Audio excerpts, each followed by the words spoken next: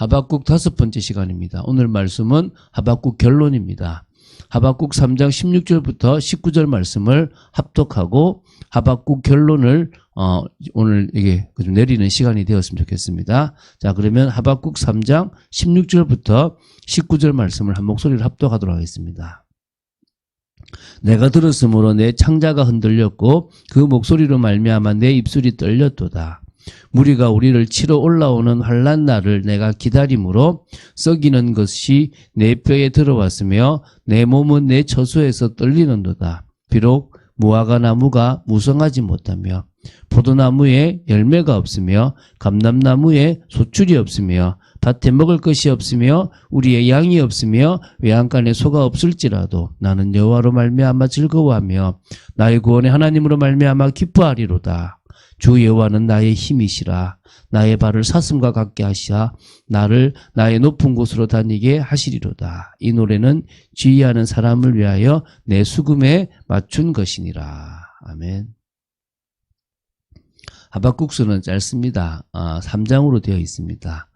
하박국 선지자와 하나님 간에 두 차례에 걸친 질의응답과 또 그 답변을 듣고 나서 이해가 되었고 감사가 되었고 소망이 생겼던 하박국 선지자가 하나님 앞에 간절히 중보적 기도를 하고 또 정말 진정으로 하나님의 영광을 찬양했던 그 예언서가 하박국서라고 보시면 되겠습니다. 그래서 하박국서를 마치면서 몇 가지 중요한 메시지를 정리하려고 합니다. 첫 번째 메시지가 남유다의 타락한 모습에 가만히 계시는 하나님이 이해되지 않았던 하박국 선지자의 답답함이 가득한 질문이 이 하박국서에서 정말 주는 메시지 중에 하나입니다. 사실 하나님께서 남유다에 많은 기회를 주셨거든요. 북이스라엘이 멸망하지만 남유다는 또 기회를 주시고 또 기회를 주시고 선지자를 보내시고 또 보내셨습니다. 타락한 모습이면 심판을 하시는 게 맞지만은 회개할 수 있도록 자꾸 기회를 주신 거죠. 그런데도 남유다는 멸망했던 북이스라엘보다 나중에는 더 타락했습니다. 그런 남유다의 모습을 보면서 답답했고 또 하나님 앞에 기도했던 사람이 누구냐? 이 하박국이었습니다. 이런 현실을 바꿔달라고 이 불의한 모습, 율법이 해이해진 이 모습을 바꿔달라고 기도를 했습니다. 그런데 그 기도에 응답하시지 않으신 겁니다. 응답하시지 않으신 것이 아니라 그 기도에 응답하시기 위해서는 결국 바벨론이라는 심판의 도구가 필요했다는 겁니다. 사실은 그 기도에 응답하는 방법이 그 해이함을 놔두고 그게 멸망으로 이어지고 그게 지금 징계거든요. 그리고 나서 회개하고 다시 돌아오면 회복시키셔서 구원하시겠다는 게 하나님의 응답인데 그걸 몰랐으니까 답답한 거죠. 그래서 하나님이 일하시는 방법, 하나님께서 인간의 그 타락은 다른 방식으로는 바꿀 수 없다는 사실을 하나님이 알려주셨는데도 사실은 몰랐던 거죠.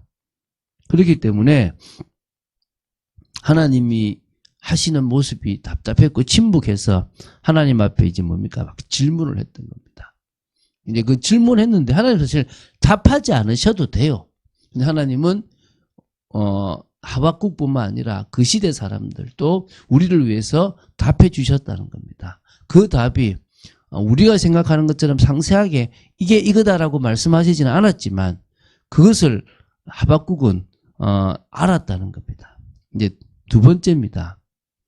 하나님은 공의의 하나님으로서 당신의 백성이라고 하더라도 범죄하거나 악을 행하면 심판하여 멸망시키시는 분이십니다. 이게 이제 또 여전히 말씀하고 있는 메시지입니다. 북이스라엘이 왜 멸망했습니까? 바로 범죄 때문에 그렇습니다. 그래서 하나님의 심판을 받아서 아수르에 멸망해버렸죠. 그래서 그때 하나님은 내가 이스라엘을 버렸다라고 얘기할 정도로 그 이스라엘은 버림받았습니다.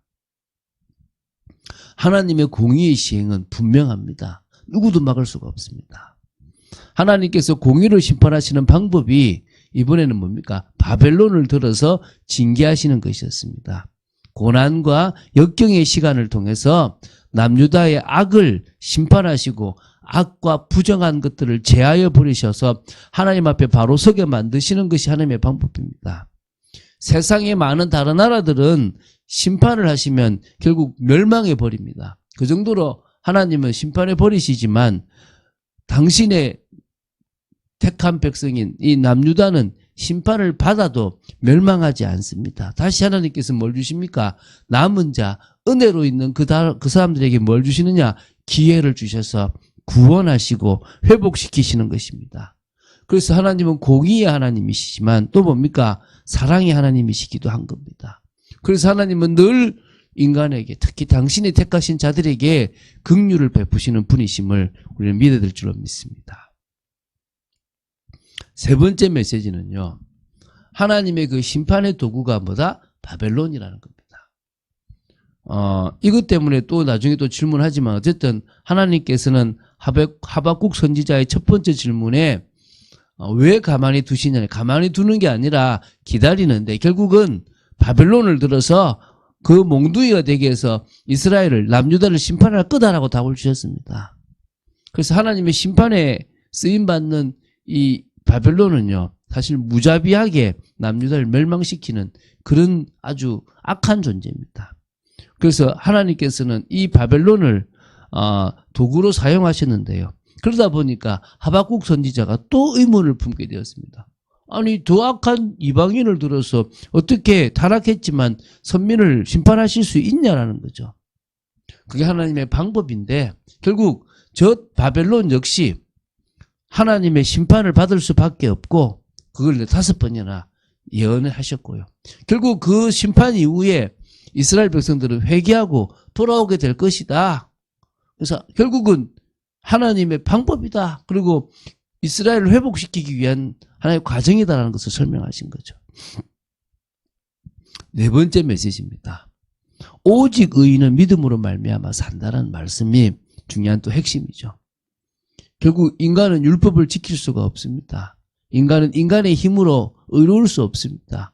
그래서 늘 피해 제사를 드렸는데 그 피해 제사가 뭘 의미하는지 모르고 자신들이 막 잘 살아야 된다고 자기 의를 드러내는 그런 어리석은 모습을 보였습니다.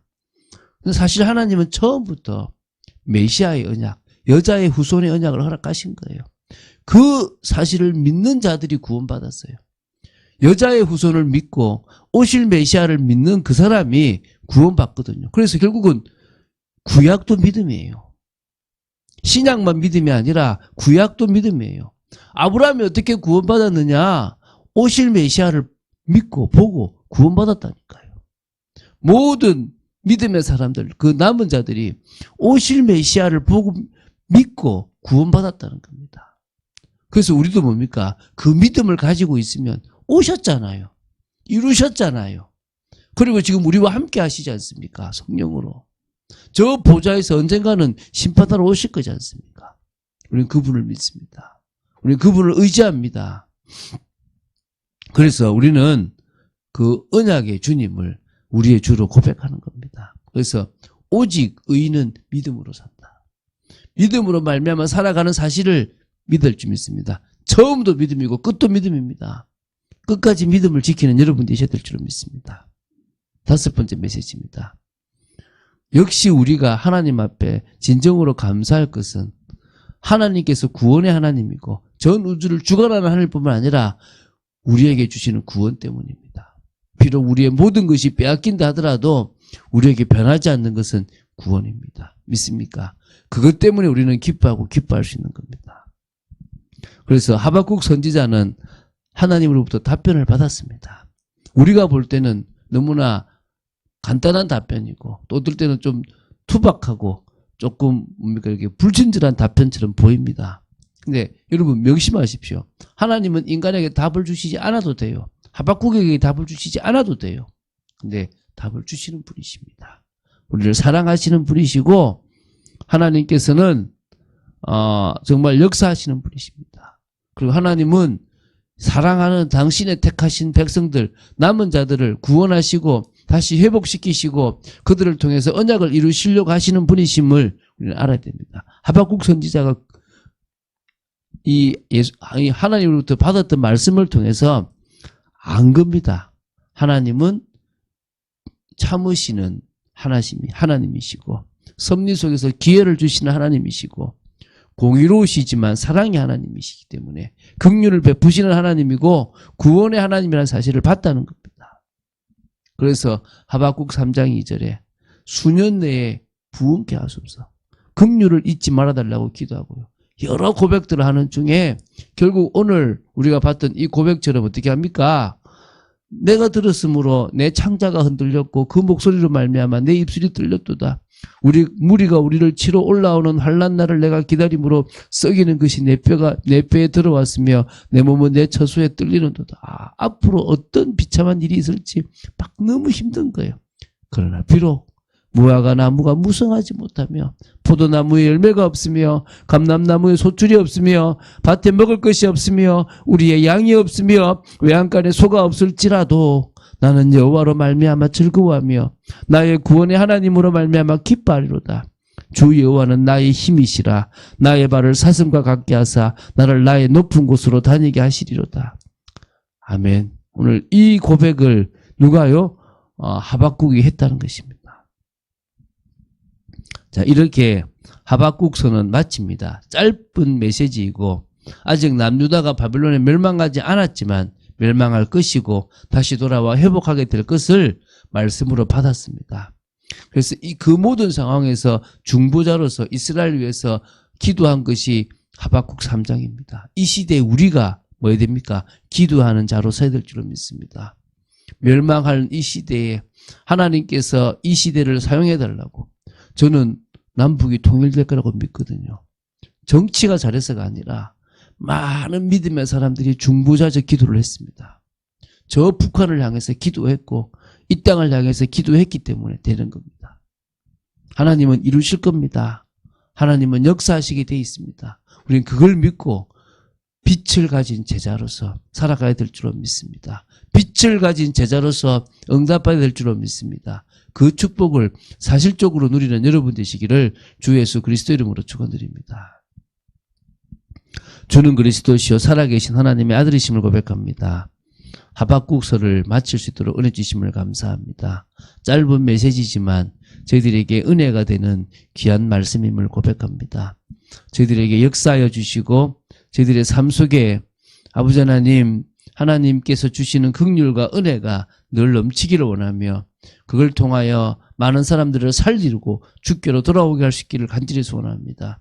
저희들의 삶에 무화과 나무가 없고 포도나무에 열매가 없고 비참한 일들이 일어난다고 하더라도 아버지 하나님, 저희들이 구원의 하나님으로 말미암아 기뻐하고 즐거워하며 주님이 우리의 주이심을 고백하는 저희들 되어지길 원합니다. 역사하여 주시옵소서. 주 예수 그리스도 이름으로 기도드립니다. 아멘.